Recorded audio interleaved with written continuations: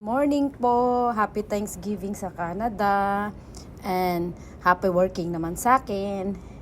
Natapat kasi na na on-site duty ako today. So, ayan, wala tayong magagawa pero blessed pa din at saka grateful dahil pagka working ka ng holiday, 2.5 ang bayad namin. Yan. Kahit naman work from home ako, basta holiday at may work ka is 2.5. Yan. So, kung makikita nyo, di ba? Ayan, ganyan mag-drive ng fall. Pagka fall dito, gigising ka ng madilim pa. Kahit na 7 o'clock na madilim pa. Tapos sa gabi naman, ang bilis din. Actually, hapon pa lang madilim-dilim na. Lalo na pag mga bandang November na, ganon. Ayan. So, ganyan ang buhay namin dito.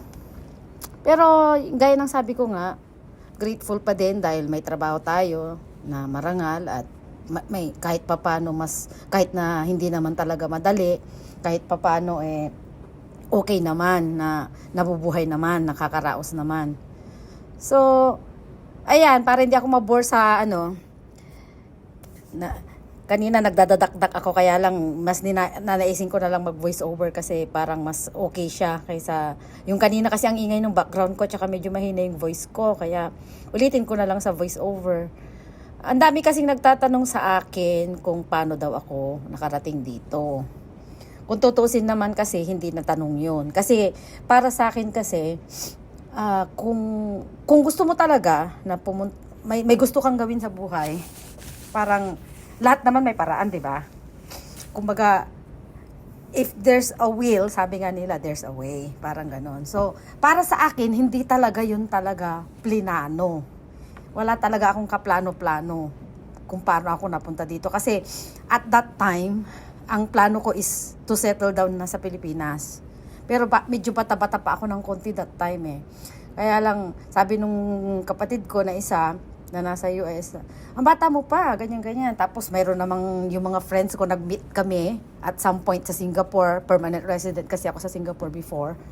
Tapos, nakuha din natin yung line of work natin when I was in Singapore. Okay na din yung work ko. Medyo okay din naman yung Nga lang kasi, may mga advantage din, disadvantage like any other countries. Ayun. So, nagkahila-hilaan. Apply tayo. Pero, never akong lumapit sa agency. Kasi, hindi nga ako ganun ka-eager. Pero, inalam ko yung process on my own. Kasi pwede naman tayo mag-research, pwede tayong pumunta sa mga legit na websites. At yun ang ginawa ko, guys. Nagpunta ako ng legit na website. Inalam ko yung, nandun yung step-by-step process . At that time, it's a federal skilled worker. So, ang federal skilled worker noon, iba po yung process. Wala pa yung express entry. So, after namin mag-apply, saka lang lumabas yung express entry na process. So yung process noon is depende sa kung paano ma-accept yung application mo kaagad-agad. So may quota kami nung araw. So bawat yung NOC kasi na tinatawag. So mayroong NOC na tinatawag yung National Occupation Center ba? Parang kung tama yung ko. Ayun, i-google nyo na lang NOC. So may mga NOC na yun yung mga top occupations dito sa Canada na in demands na tinatawag nila. So, isa po doon sa mga NOC na yun na pinili ko is sa network nga, which is yung most of my work experience in my entire IT life is kumbaga dapat mag-match doon sa job description na hinahanap nila doon sa NOC na yon. At hindi lang basta-basta, hindi kayo pwedeng gawa-gawa lang na job description. Kasi, may BI yan. Kumbaga, iba-background nila yan from the very beginning hanggang na-experience mo. So kailangan hindi ka magsisinungaling or whatsoever. So, lahat nun, lahat ng pinagtrabahuan ko, mabuti na lang ako yung tao na hindi ako lipat ng trabaho. So, lahat naman nun, okay naman ang relationship ko with the manager. Kaya tandaan nyo yan, guys. Napaka-importante yung relationship with your manager sa boss nyo. So, isa yan sa factor na pinaka-importante. Siyempre, hindi mo maayaalis yung mga conflicts and everything. Pero at the end of the day, boss is boss, di ba? Manager is a manager. Kumbaga, yung respect nandyan. So, awa ng Diyos, lahat ng pinagtrabahoan ko, I was able to produce yung hindi basta-basta certificate of employment ang hinahanap nila because it's an experience with the job description na kailangan pirmahan at makahingi kayo ng yung direct contact ng boss nyo. So, sa awa ng Diyos sa akin, may mga calling cards pa na binigay sa akin.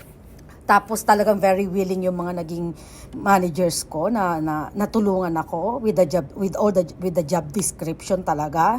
So hindi mo rin pwedeng pikihin kasi alangan namang pipikihin mo yung job description mo tapos papipirmahan mo sa boss mo, 'di ba? Syempre hindi rin sila magti-take the risk on that. So kailangan talaga. So naniniwala din ako na kung para sa'yo talaga is para sa'yo talaga. So yun, finalo ko lang guys yung steps.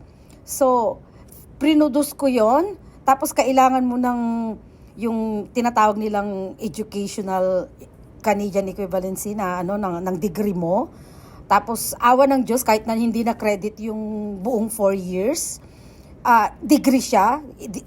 My computer science, graduate po tayo ng St. Louis University, is credited naman sa Canada equivalency ng degree.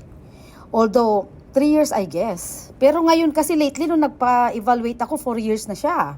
So, naiba. Ibig sabihin, hindi siya, como noong 2013 na nagpa-assess kami, 3 years degree is forever na 3 years degree. Kasi lately, nagpa-assess ako ng US and Canadian equivalency. It was already 4 years degree equivalency na siya ng Canada at saka US. So, which is a good thing. Kasi pwede rin ako mag-apply bilang Canadian citizen kasi pwede kaming tumanggap ng job offer sa US if we wish to do that.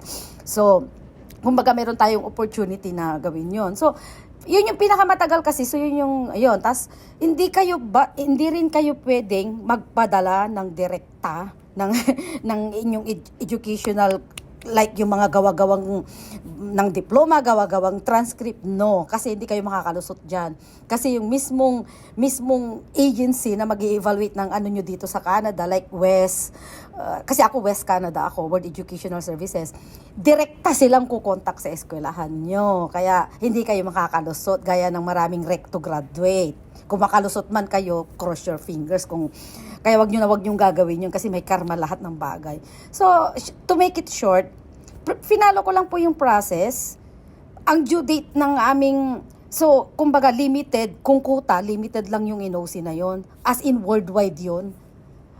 Nagpasa ako ng application nung nakumpleto ko na lahat-lahat ng requirements. Muntik pa akong masarahan kasi ang magsasara na siya in a few weeks ata. Pero na-submit ko pa rin. So, I think middle of November nung na-submit ko. January first week na-charge na yung application fee ko. That means yung application fee ko, meaning tinanggap yung application ko. Then kasunod na po nun yung medical. As in sunod-sunod na siya. Probably 3, yung iba 2 months pa nga. I think sa akin ata 5 months nung nakatanggap ako ng medical. So, ayun, pag kasi federal skilled worker ka, you are an immigrant. So, kasama po ang dependents mo sa package noon. So, buong pamilya mo mabibitbit mo. Kaya siguro yun yung dahilan kung bakit din ako na-convince. It's because mahirap pong i-apply ng dependent ang family sa Singapore. So, yun po, ganun po kung paano ako nakapunta dito sa Canada at awa ng Diyos, medyo mahirap pero nakahanap din tayo in the long run sa field ko, sa IT. So, hanggang ngayon po nasa IT ako, tas nasa federally regulated company po tayo at awa ng Diyos may work naman po tayo hanggang ngayon.